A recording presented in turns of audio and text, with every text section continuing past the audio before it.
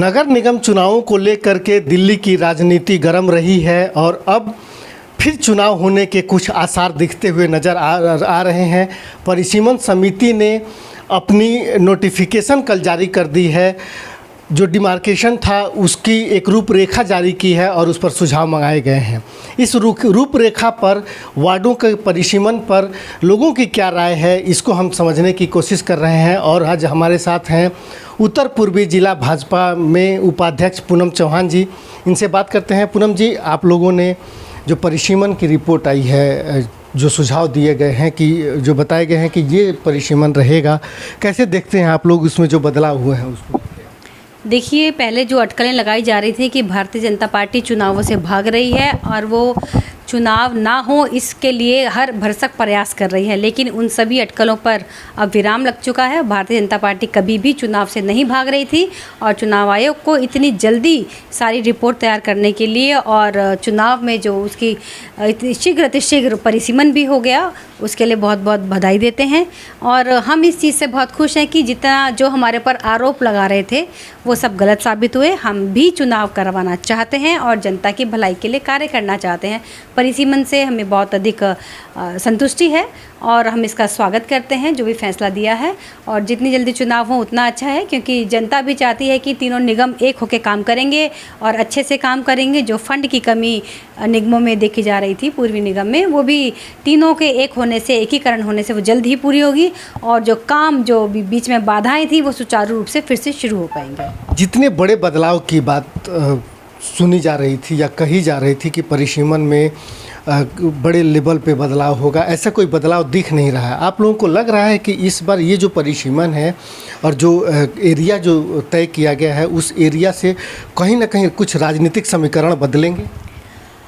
बहुत ज़्यादा तो नहीं, पर हाँ कुछ हद तक तो बिल्कुल बदलेंगे। और जैसे कि पहले ही कहा था कि वार्डों की संख्या 272 से 250 कर दी जाएगी और ऐसे वार्ड पहले जहाँ 46 होते थे वहाँ 42 उनकी संख्या हो गई है।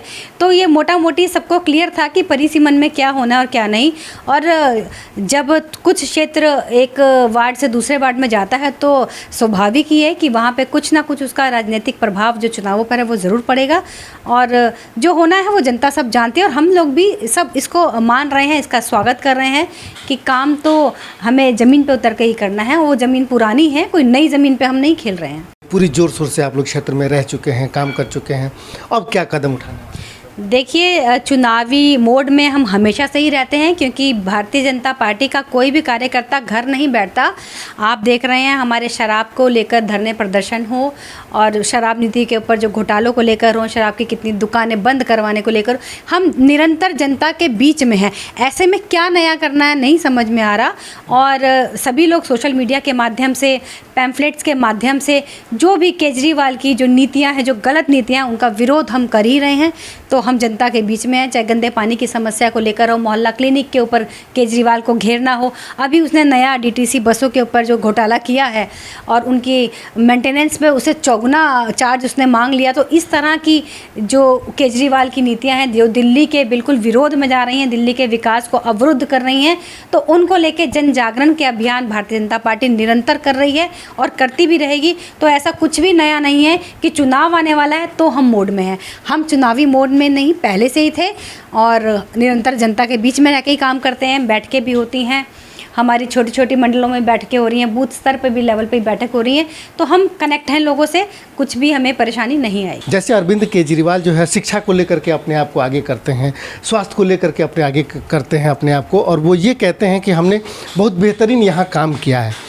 भारतीय जनता पार्टी का कोई भी नेता इस बात पर कहते हुआ नहीं दिखता है कि दिल्ली में अगर चाहे निगम में या अगर दिल्ली में हमारी सरकार बनती है तो हम दिल्ली को बदलने के लिए ये काम करेंगे। सॉल्यूशन की ओर कदम नहीं दिखता है। देखिए, केजरीवाल जी नई उन्होंने पार्टी शुरू की और उस समय उन्होंने झूठे वादों की लड़ी लगा दी। उन्हें ये नहीं पता था कि जब सत्ता में आप आ जाते हो तो उन्हें पूरा भी करना होता है।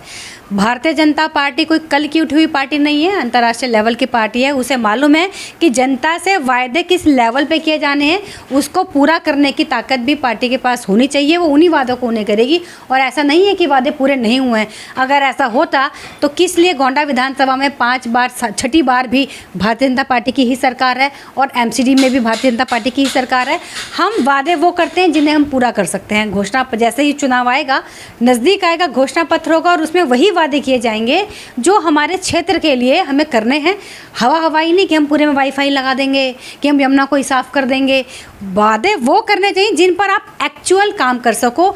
अब क्या हो रहा है, यमुना साफ़ हुई क्या, दिल्ली में स्कूल बने क्या, कोई एक नया हॉस्पिटल बना, सड़कों की बदहाली आप देख रहे हैं, नाले साफ़ नहीं हुए, ज़रा सी बरसात आ जाए तो जल भराव की स्थिति हो जाती है। बिजली के जो बिल वो कह रहा था कि हमने माफ़ कर दिए, लोग बड़े हुए बिजली के बिलों से परेशान है। तो जनता त्रस्त तो है कहीं ना कहीं। भारतीय जनता पार्टी जनता की गाड़ी कमाई को विज्ञापनों में और प्रचार में और झूठे प्रलोभनों में नहीं कमाना चाहती, वो उसे एक्चुअल काम करके, वास्तविकता में काम करके दिखाना चाहती है। और जैसे ही चुनाव नज़दीक आएगा, घोषणा पत्र में सारे वादे जो पार्टी चाहती है कि वो होने चाहिए, वो आपको मिल जाएंगे। और चुनाव में जाने के लिए तैयार है? बिल्कुल बिल्कुल तैयार हैं। हम इसका स्वागत करते हैं और चुनाव में जाने के लिए बिल्कुल तैयार हैं। और निगम में भी फिर से कमल खिलेगा, ऐसा हमें पूर्ण विश्वास है। ठीक है, बहुत बहुत धन्यवाद। तो ये थी पूनम चौहान, जो परिसीमन समिति की जो रिपोर्ट है उस पर अपनी प्रतिक्रिया दे रही थी। पूनम चौहान के साथ साथ कल ही भारतीय जनता पार्टी के दिल्ली प्रदेश अध्यक्ष ने भी इस नोटिफिकेशन का स्वागत किया है और कहीं न कहीं भारतीय जनता पार्टी इस नोटिफिकेशन से संतुष्ट दिख रही है। अब देखना है कि बात बात पर सवाल उठाने वाली आम आदमी पार्टी की ओर से इस परिसीमन की रिपोर्ट पर क्या कहा जाता है, क्या सवाल खड़ा किए जाते हैं और क्या सुझाव दिए जाते हैं। इन सब के बीच में अगर किसी तरह की किसी को कोई प्रॉब्लम नहीं होती है तो जैसा कि अनुमान लगाया जा रहा है कि दिसंबर में दिल्ली में नगर निगम चुनाव होने की संभावना है।